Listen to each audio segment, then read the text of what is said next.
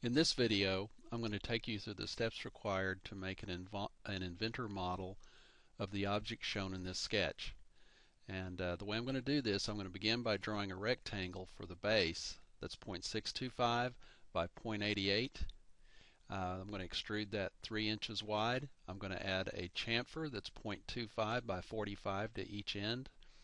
I'm going to make a work plane that's 2 inches in from this edge of the object, and on that work plane I'm going to draw the profile for this top piece, and then I'll extrude that 2.250 in this direction, and finally I'll use the center point option to put two points in here to locate two 0.875 diameter holes that I'll use the hole tool to make. So I'm going to begin by clicking on New, and then next I'm going to double click on Standard IPT. I'm going to drag this over a little bit. You can see the origin point over here. I'm going to select the rectangle tool. I'm going to snap right there. I'm going to move in this direction, and I'm going to type 6.25 tab 0.88 and press enter. And I'm going to scroll out a little bit so we can see that, and I'm going to actually put it in a home view, and I'm going to finish the sketch. I'm going to select extrude, or I could have typed E, pressed enter, and right now all I need to do in here for the distance for the extrusion is type 3, because in the sketch I can see that that's how wide the base is. Alright, next I'm going to add the two chamfers at each end of this part. So what I want to do is go to the chamfer tool, and that's going to open up a dialog box, and I have some options over here. One is if I have two equal distances for the chamfer, I can select this button. If I know a distance and an angle, I can select this button. And if I know two distances but they're not equal, I can choose this option. And looking at the sketch, I know that I have a distance and an angle, so I'm going to pick this button in the center here. And the first thing I want to do is type in what the distance is, and that's 0.25. And the angle is already showing me 45 degrees, and so that's the angle I need, so I don't need to do anything here. If it were different, I could type that in at this point. Next, I have to do two things. I have to choose the face that I want the angle to be measured from, and then as soon as I pick on that button and select a face, it kicks me over into the edge, and I just pick the edge. And so relative to that face, it puts a 45-degree angle that's 0.25 inches wide from this end back to there. Now if I pick OK, it's going to take me out of the chamfer command, so what I want to do, since I need two chamfers, is to select the apply button.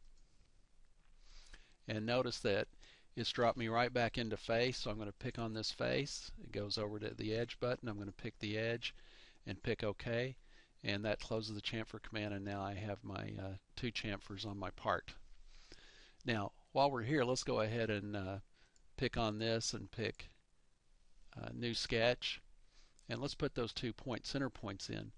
Those center points are actually located 1.5 inches from the front edge, and so that's the midpoint. So I'm just going to go over there and park on the center point or the midpoint, and then project across and pick a point here. And I'm going to stay in line with that. You can see a little dotted line and pick over here. And then I'll fine-tune the location by dimensioning from this edge to the center of that piece and type 1.00 and press enter. And I'll dimension from this center point to the edge over here and type 1.00 and press enter. And then finish the sketch and go to the hole tool. And this hole is a through hole, so it's this radio button right here is for through hole. The termination is through all, so if the distance, if it just had a distance that went, if I need to specify a distance, I'd pick on this, but through all is good. And I just need to set the diameter 0.875 and press enter. And at that point, what I'm going to do is set a work plane in that's 2 inches in from this edge out here. Alright, so what I do is I pick on plane and I select offset from plane. I pick the plane I want to offset from, and I'm holding down with the pick button of the mouse, and I'm going to push in the direction that I want to go in. And at this point I'm going to type -2 and press enter. I can pick the green check button there. I'm going to pick on that plane and then pick New Sketch. And I'm going to go back and set this to home view again because I'm going to show you a trick. My sketch is going to be 2 inches in from this plane right here, but my sketching area is obscured a little bit by the front edge of this part. So what I'm going to do is I'm going to use a trick. I'm going to click on View, and I'm going to pick the Slice Graphics option, and you can see that what it does is just temporarily it removes the front edge of that object, so I can see the work plane that I'm working on here. And so I'm going to go back to my sketch tools. I'm going to pick on that tab, and I'm going to do another little trick here. I'm going to use project geometry, and I'm going to select project geometry, and I'm going to pick this top plane.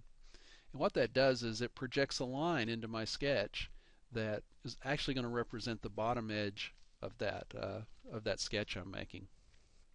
All right, next I want to locate 2 circles that are located 1.09 inches in from the back edge and up 1.38 from the bottom. And a quick way to do that would just be to draw a rectangle by snapping right there on that corner and typing 1.09 tab 1.38 and pressing enter. And so this corner right here of the rectangle I just drew is actually the center of those 2 circles. 1.38 up from the bottom, 1.09 in from the back. So I'm going to pick the circle tool. I'm going to snap right there, and I can actually just snap to the end point of that line right there, and there's my larger circle. Let me zoom in just a little bit on this guy so we can see it. And I'm still in the circle command. I'm going to pick right here, and for this circle I'm going to type 1.25 for the diameter and press enter. Next I'm going to select the line command and snap to this endpoint right down here, and then I'm going to move up on there, and it's kind of hard to see, but you can see that the tangency symbol, same tangency symbol that's right up here, is showing up when I get onto that just at the right point. I'm going to pick right there and press escape. So now I'm tangent from this point to that circle. I'm going to pick the trim command, and I'm going to go ahead and trim this out and trim this out. I can also trim this out. Now let's look at this thing straight on now. Kind of zoom in here, and let's escape out of my trim command. Move some of this stuff out of the way if I can here. If I move some of these dimensions out of the way. All right, now I need to cut a slot through here that's 0.25 inches wide, that's centered on the center of this circle. So I'm going to use the rectangle command again, and I'm just going to start a rectangle. I'm going to start right in here and move up in this direction, and I'm going to give it a width of 0.25 because that's how wide this is. And I'm going to type, then I'm going to press the tab button, and I'm going to type 1.00 and press enter. And the reason I used, no, press escape. The reason I typed in 1.00, I just wanted to make sure that the top of my rectangle cleared the top of this circle because I need to trim this out right in here. So at this point I can use the trim command. And oh wait, there's one other thing I should do first. I'm going to pick on dimension, and I'm going to dimension from the center of the circle to the edge right here. So I want to establish that first as 0.125 and press enter. All right. So now I know my rectangle is actually centered where it needs to be on this circle. And now I can do the trim command. I'm going to just trim here and trim here, and pretty much that's all I need to do at this point. I'm going to go back to my home view and finish the sketch. All right, I'm going to select the extrude tool. I'm going to pick here, and of course I want to go in the opposite direction, and I want to type 2.250 for my extrusion distance. And you want to be careful here that you don't select this rectangle that you drew in there, but you just select the pieces around that and pick OK. And at that point, my model is finished.